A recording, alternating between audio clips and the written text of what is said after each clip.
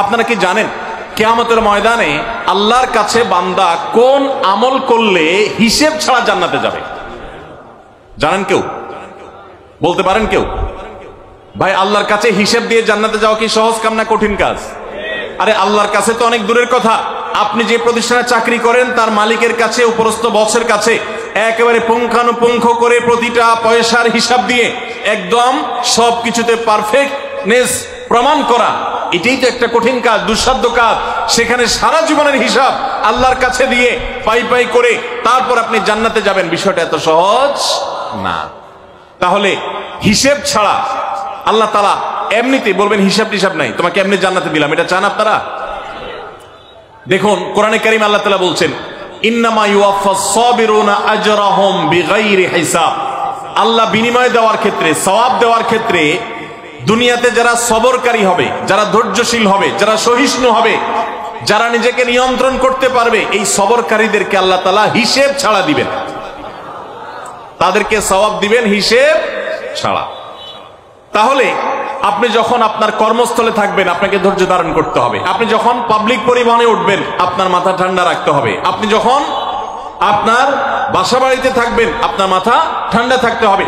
মাথা গরম হয়ে যায় যাদের, হট মেজাজ যারা, কথায় কথায় মাথা গরম হয়ে যায়, ধৈর্যহীন হয়ে যায়, যেখানে সেখানে গন্ডগোল বাধায় দেয়, মারামারি বাধায় দেয়, ধৈর্য সহ্য বলতে কিছু নাই, এই লোকগুলো কিন্তু এই সৌভাগ্যবান মানুষদের কাতারে সামিল হতে পারবে না। ঠিক একইভাবে দাম্পত্য জীবনে সুখী হতে হলে সবর এবং শুকর, এই দুইটা মূল মন্ত্রের কোনো বিকল্প পথ খোলা নেই। সেটা স্বামীর জন্য প্রযোজ্য, স্ত্রীর জন্য প্রযোজ্য। স্বামী হিসাবে আপনি স্ত্রীর অনেক অনিয়মতা দেখতে পাবেন, অনেক কিছু দেখতে পাবেন, আপনার আকাঙ্ক্ষা, আপনার চাহিদা, প্রত্যাশার বিপরীত আপনাকে সবর করতে হবে। ভাইরা আমার, আমাদের প্রিয় নবী সাল্লাল্লাহু আলাইহি সাল্লামের দাম্পত্য জীবনে কিন্তু টুনটান সমস্যা হয়েছে। আপনারা মনে করতে পারেন নবী সাল্লাল্লাহু আলাইহি সাল্লামের ঘর, ওনার স্ত্রীগণ সাহাবী, তারা উম্মুল মুমিনিন আমাদের মা, এত মর্যাদাবান মানুষ তারা, তাদের আবার ঝামেলা হয়েছে। ভাই, দাম্পত্য জীবনে টুকটাক সমস্যা তাদেরও হয়েছে। প্রিয় নবী সাল্লাল্লাহু আলাইহি সাল্লাম নিজে একদিন বাসা ছেড়ে মসজিদে নববীতে এসে মন খারাপ করে বসেছিলেন, তিনি বাসায় যাচ্ছেন না, অভিমান করে। ওমর রাদিয়াল্লাহু তাআলা আনহু বিষয়টা বুঝতে পেরে, তার মেয়ে যেহেতু নবী সাল্লাল্লাহু আলাইহি সাল্লামের স্ত্রী, তিনি সেখানে গিয়ে ভেতরে প্রবেশ করে তার সাথে কথা বলে তথ্য উদ্ঘাটন করে সেটা মিটমাট করার ব্যবস্থা করেছেন। স্বয়ং নবী করিম সাল্লাল্লাহু আলাইহি সাল্লামের জামাতা, ইসলামের চতুর্থ খলিফা আলী রাদিয়াল্লাহু তাআলা আনহু, তার মতে এত মর্যাদাবান মানুষ, তার ঘরে স্ত্রী হিসাবে আছেন কে? মুহাম্মদ সাল্লাল্লাহু আলাইহি সাল্লামের মেয়ে, জান্নাতে নারীদের সর্দার ফাতেমা রাদিয়াল্লাহু তাআলা আনহা। এত বড় মানুষ তারা, স্বামী স্ত্রী দুইজন, দুই দিককার নেতৃত্বে, একজন যুবকদের নেতৃত্ব দিবে, আরেকজন জান্নাতি যুবতীদের, নারীদের নেতৃত্ব দিবে। এত বড় মর্যাদাবান মানুষ, তাদেরও দাম্পত্য জীবনে কিন্তু টুনটান হয়েছে।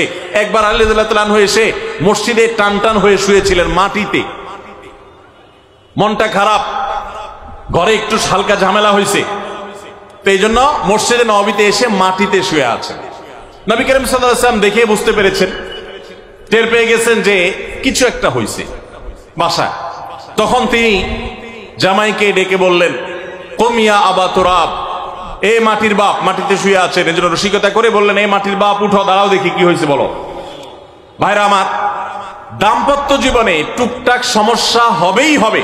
যারা বিয়ে করেন নাই আগে থেকে প্রস্তুত থাকেন, বুকে পিঠে ছালার বস্তা সব বেঁধে রেডি থাকেন। বিশেষ করে সময় যেভাবে গড়াচ্ছে, তাতে করে সামনে থেকে হেলমেট পরেও যাওয়া লাগতে পারে। শুধু যাওয়া না, বাসায় ঢোকার সময় বাইক থেকে নামার পর হেলমেটটা আগে খুলবেন না, আগে যা বুঝবেন পরিস্থিতি কি, তারপর হেলমেট খুলবেন। বুঝেন নাই?